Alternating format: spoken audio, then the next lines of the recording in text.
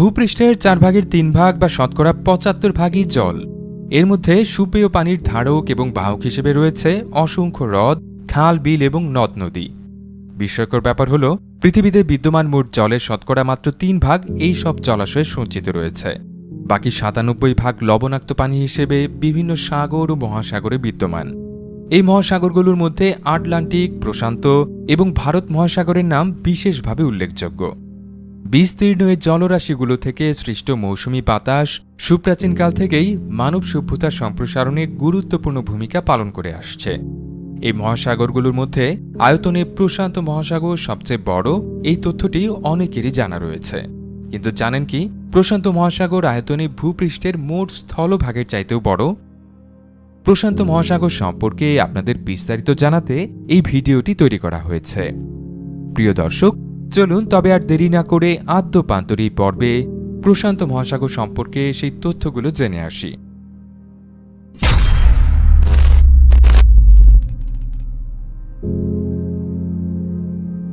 বিশ্বের বৃহত্তম জলাধার প্রশান্ত মহাসাগরের আয়তন প্রায় 17 কোটি বর্গ কিলোমিটার বা প্রায় 6.5 কোটি বর্গমাইল।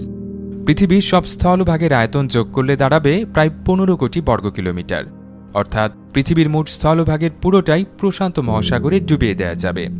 পৃথিবীর মোট জলপৃষ্ঠের শতকরা 46 ভাগ বা প্রায় অর্ধেকই এই প্রশান্ত মহাসাগরের অন্তর্ভুক্ত।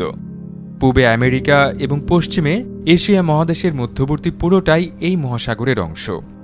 5 ডিগ্রি উত্তর অক্ষাংশ বরাবর এই মহাসাগরের বিস্তৃতি সবচেয়ে বেশি। ইন্দোনেশিয়া থেকে শুরু করে কলম্বিয়ার উপকূল পর্যন্ত এই এলাকার দৈর্ঘ্য প্রায় 20,000 কিলোমিটার। অর্থাৎ এর মধ্যে 5টা চাঁদকে অনায়াসে ডুবিয়ে দেওয়া যাবে। একইভাবে উত্তরে আর্কটিক সাগর থেকে শুরু করে দক্ষিণে অ্যান্টার্কটিকা পর্যন্ত পুরোটাও এই প্রশান্ত মহাসাগরের অংশ। সব মিলিয়ে এই প্রশান্ত মহাসাগরে থাকা পানির পরিমাণ প্রায় 71.5 কোটি ঘন কিলোমিটার বা 17 কোটি ঘন মাইল।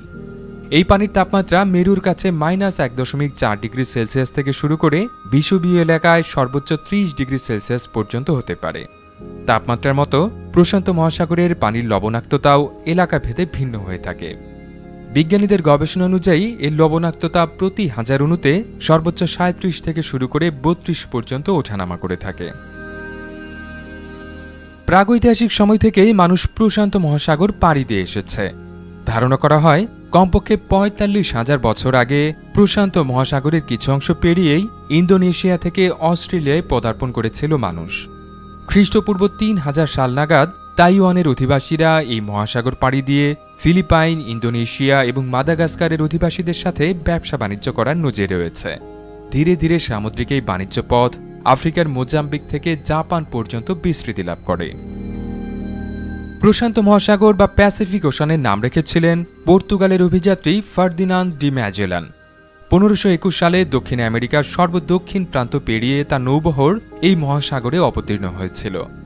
দক্ষিণ আমেরিকার সর্বদক্ষিণ প্রান্তটি এই অভিযাত্রীর প্রতি শ্রদ্ধা দেখিয়ে স্ট্রেইট অব ম্যাজেলান রাখা হয়। সেই স্ট্রেইট অব ম্যাজেলানের ঝঞ্ঝা বিক্ষুব্ধ আবহাওয়া পেরিয়ে নতুন মহাসাগরে উপস্থিত হবার পর পালে অনুকূল বাতাস পেয়েছিলেন ম্যাজেলান, যে কারণে তিনি মহাসাগরটির নাম রেখেছিলেন শান্তির সাগর। পরবর্তীতে এই নামটি প্রশান্ত মহাসাগর হিসেবে প্রতিষ্ঠা পায়। প্রশান্ত মহাসাগরের গড় গভীরতা প্রায় 4000 মিটার বা 4 কিলোমিটার। তবে পৃথিবীর 10টি গভীরতম বিন্দুর প্রথম 5টি প্রশান্ত মহাসাগরে অবস্থিত। এই তালিকার প্রথমেই রয়েছে পৃথিবীর গভীরতম বিন্দু, যা ম্যারিয়ানা ট্রেঞ্চে অবস্থিত। চ্যালেঞ্জার ডিপ নামক এই বিন্দুটির গভীরতা 11,000 মিটারের বেশি, অর্থাৎ 8 কিলোমিটারের বেশি উচ্চতা সম্পন্ন পৃথিবীর সর্বোচ্চ শৃঙ্গ মাউন্ট এভারেস্টকে এখানে ডুবিয়ে দিলে শৃঙ্গের উপর প্রায় 3 কিলোমিটার পানি থাকবে। তালিকার দ্বিতীয় অবস্থানে রয়েছে টোঙ্গা ট্রেঞ্চ, যার গভীরতা 10,882 মিটার। তালিকার তৃতীয়, চতুর্থ এবং পঞ্চম স্থানে থাকা ট্রেঞ্চগুলো হচ্ছে যথাক্রমে Kuril Kamchatka trench, Philippine trench এবং কারমারেস ট্রেঞ্চ। এর সবগুলোর গভীরতাই 10,000 মিটার বা 10 কিলোমিটারের বেশি। বিশ্বের বৃহত্তম জলাশয় ঘিরে রয়েছে প্রায় অর্ধশত স্বাধীন ও সার্বভৌম দেশ, যার মধ্যে উল্লেখযোগ্য কিছু দেশ হচ্ছে Argentina, Australia, Canada, Indonesia, Japan, Malaysia, Mexico, New Zealand, Russia, Singapore, Thailand, Vietnam এবং যুক্তরাষ্ট্র। এছাড়া চীন এবং তাইওয়ানের দখলেও এই মহাসাগরের কিছু অংশ রয়েছে। শুধু তাই না, এই মহাসাগরের বিভিন্ন স্থানে রয়েছে 25,000-এরও বেশি দ্বীপ। পৃথিবীর আর কোনো জলাশয়ে এত বেশি সংখ্যক দ্বীপের অবস্থান নেই। এই দ্বীপগুলোর মধ্যে আয়তনের বিচারে মেলানেশিয়া অঞ্চলে অবস্থিত নিউগিনি দ্বীপটি গ্রিনল্যান্ডের পর বিশ্বের বৃহত্তম দ্বীপ হিসেবে স্বীকৃতি পেয়েছে। এটি প্রশান্ত মহাসাগরে অবস্থিত দ্বীপগুলোর মধ্যে বৃহত্তম। সুবিশাল প্রশান্ত মহাসাগরকে গবেষণা ও প্রশাসনিক কাজের জন্য কয়েকটি ভাগে ভাগ করা হয়েছে। ইন্টারন্যাশনাল ডেট লাইন বা আন্তর্জাতিক তারিখ রেখা দ্বারা একে 2 ভাগে ভাগ করা সম্ভব। তাছাড়া বিষুব রেখা দ্বারাও এটি 2 ভাগে বিভক্ত। এছাড়া এই মহাসাগরে অবস্থিত 25,000 দ্বীপ ও তার অধিবাসীদের মূলত 3টি ভাগে ভাগ করা হয়েছে। এগুলো হচ্ছে মাইক্রোনেশিয়া, মেলানেশিয়া এবং পলিনেশিয়া। এর মধ্যে মাইক্রোনেশিয়ার অবস্থান বিষুব রেখার উত্তর এবং আন্তর্জাতিক তারিখ রেখার পশ্চিমে। এই অঞ্চলে অবস্থিত দ্বীপগুলোর মধ্যে ম্যারিয়ানা দ্বীপপুঞ্জ, ক্যারোলাইন দ্বীপপুঞ্জ, মার্শাল দ্বীপপুঞ্জ এবং কিরিবাতি দ্বীপপুঞ্জ বিশেষভাবে উল্লেখযোগ্য। বিষুব রেখার দক্ষিণে এবং আন্তর্জাতিক তারিখ রেখার পশ্চিমাঞ্চলটিকে মেলানেশিয়া নাম দেওয়া হয়েছে। এই অঞ্চলে অবস্থিত দ্বীপগুলোর মধ্যে নিউগিনির কথা আগে জানানো হয়েছে। এছাড়াও এই অঞ্চলে অবস্থিত উল্লেখযোগ্য কিছু দ্বীপ হচ্ছে সলোমন দ্বীপপুঞ্জ, ফিজি এবং নিউ ক্যালেডোনিয়া। এই 3টি অঞ্চলের মধ্যে বৃহত্তমটির নাম পলিনেশিয়া। আন্তর্জাতিক তারিখ রেখার পূর্বে অবস্থিত এই এলাকা উত্তরে হাওয়াই দ্বীপপুঞ্জ থেকে শুরু করে দক্ষিণে নিউজিল্যান্ড পর্যন্ত বিস্তৃত। নাম প্রশান্ত মহাসাগর হলেও ভূমিকম্প, আগ্নেয়গিরির অগ্ন্যুৎপাত, সামুদ্রিক ঝড় আর সুনামির মতো মহাবিপজ্জনক প্রাকৃতিক দুর্যোগের জন্ম দিতে এই সমুদ্রের জুড়ি মেলাভার। বিশ্বের সবচেয়ে সক্রিয় 2টি ট্রপিক্যাল সাইক্লোন বেসিনের অবস্থান এই প্রশান্ত মহাসাগরে। পূর্ব প্রশান্ত মহাসাগরে অবস্থিত বেসিন উৎপন্ন ঝড়গুলো হ্যারিকেন নামে পরিচিত। এগুলো মূলত মেক্সিকো এবং যুক্তরাষ্ট্রের পশ্চিম ও দক্ষিণ পশ্চিম উপকূলে আঘাত আনে। অন্যদিকে উত্তর পশ্চিম প্রশান্ত মহাসাগরে অবস্থিত বেসিনে উৎপন্ন ঝড়গুলো টাইফুন নামে পরিচিত, যা সাধারণত জাপান এবং পূর্ব এশিয়ার বিভিন্ন দেশে আঘাত হানে। শুধু তাই না, এই প্রশান্ত মহাসাগর জুড়ে বিস্তৃত রয়েছে প্রায় 40,000 কিলোমিটার বা 25,000 মাইল দীর্ঘ আগ্নেয়গিরির একটি বেল্ট। রিং অফ ফায়ার নামে কুখ্যাত এই বেল্টে পৃথিবীর শতকরা 75% সক্রিয় আগ্নেয়গিরির অবস্থান, সংখ্যার হিসেবে যা 450-রও বেশি। কন্টিনেন্টাল এবং ওশানিক একাধিক প্লেটের সংযোগস্থল হিসেবে এই রিং অফ ফায়ার পৃথিবীর শতকরা 90% ভূমিকম্পের জন্য দায়ী।